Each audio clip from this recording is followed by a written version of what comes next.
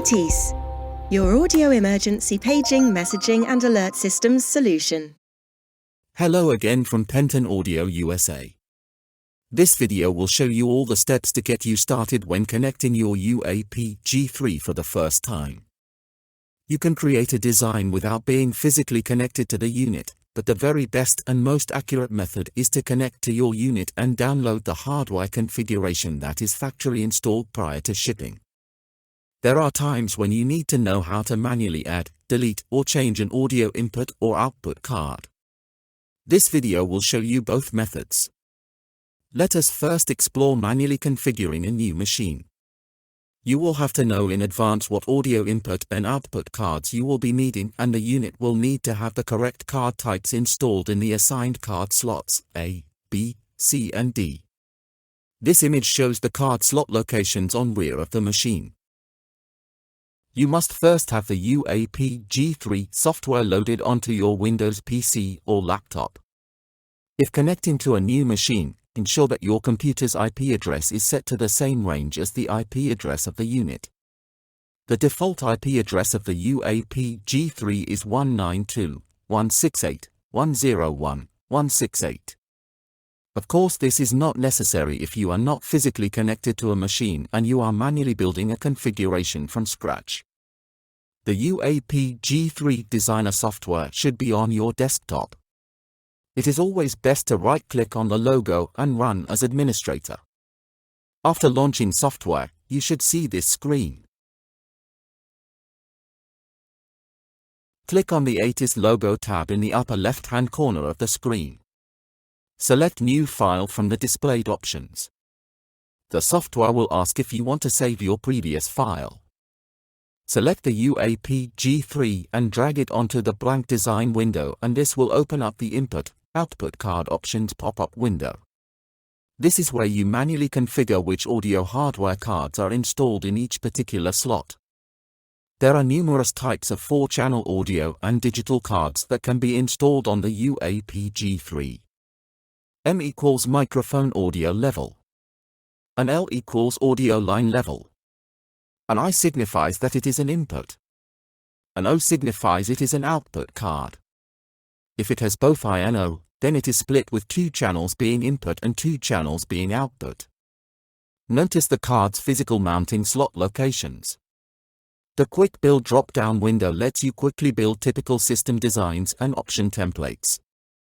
Manual allows you to build your design from scratch. Even if you select manual or one of the templates, you can easily change to another quick build design. Just right-click on the device as shown here to bring up the options pop-up window. The DSP topology selection allows you to select either of the 3 quick build designs. Now you can easily choose which DSP components you desire to be included in your design by checking or unchecking each in the list. There are various common DSP components for the inputs and for the outputs. The Expansion tab includes other options that you can choose to include in your quick build design. You can always edit your DSP design later, so when in doubt, leave it enabled and delete later. Here you can see how easy it is to switch between the various quick build templates using this method. The 3 quick build designs are Paging, Matrix and Ducker. They are very similar with different, but common paging designs.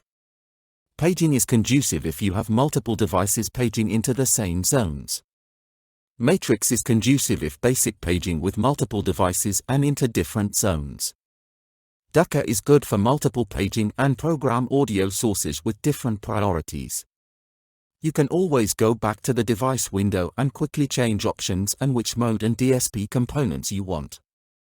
When you are happy with your design, or have reached a stopping point, click on the Make All icon to compile your design. You can then save your design configuration file to your PC. You cannot upload or download since you are not physically connected to a machine. When connected to the machine, either directly or via the network, you should see the UAPg3 in the device management window at the bottom of the screen. If you do not see the unit here, then check your IP settings and network connectivity. The software automatically searches for all UAPg3 units it sees on the network and they will be displayed in this window. The device management window displays the serial number of the unit and your network connection status. To get started, click on the ATIS logo and select New File. Click on and drag the UAPg3 unit you wish to program from the device management window up into your blank design window. The software will automatically create the processor and bring along all of the installed hardware. Double-click on the processor image to go to the DSP Designer section and you will now see the exact hardware configuration that is factory installed in the machine. It is a good idea to save this baseline file and upload this file back into the machine. If the file uploads without any issues, then you know you have a clean and accurate base configuration file to work from. Save this file to your PC as well. Here you can see the file uploading into the machine. If there are no errors, then the software will prompt you to choose the serial number of the unit you wish to store the program in. If there are errors, the software will now list what the problem issues. If you have made any changes to the program prior to uploading, you will be prompted to compile the design before it will let you upload the file into the machine. You can now open up an existing or saved file to upload into the machine if you like. Click on the ATIS logo and choose Open File and select the design file you wish to upload into the machine. The saved file has to match the physical hardware configuration of the UAPg3 unit or it will fail to compile and you will not be able to upload. It is always best to download the configuration from the machine first, save the file and use that file to edit your design. Make sure to select the proper serial number of the unit before uploading if you have multiple units on the network. Now your configuration stored in the machine. Answer yes if you wish to go online with the machine and monitor system activity and make adjustments. You can also change the IP address of the UAPg3 unit. Click on the desired unit down in the device management window. In the Properties window on the right-hand side of the screen, you will see the IP section. Click on the radial button to bring up the pop-up window to enter your desired IP address, subnet, and gateway information. When finished, click OK and you will now see the reboot window. The machine needs to reboot to store the new IP information. Remember, you will lose communications until you change the IP range on your PC. You will need to close the program and relaunch after changing your PC's IP information as well. You can monitor the connection status in the device management window to see when the reboot process is complete and the machine is ready. Here you can see that the new IP information has been stored inside the machine.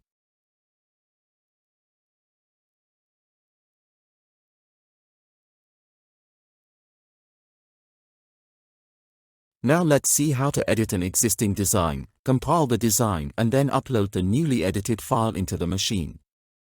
Let's just delete the pink noise generator from this design. Now we have to compile the design by clicking on the Make All icon on the top toolbar. The program will check the design for errors and warnings as well as create the tables for your changes. Once the Make All compile process is completed, you are now ready to upload your edited design into the machine. You can monitor the upload progress and when completed, the software will prompt you if want to go live online with the machine. To verify that this edited design is now stored inside the machine, let us close this design file and download the design configuration that is inside the UAPg3.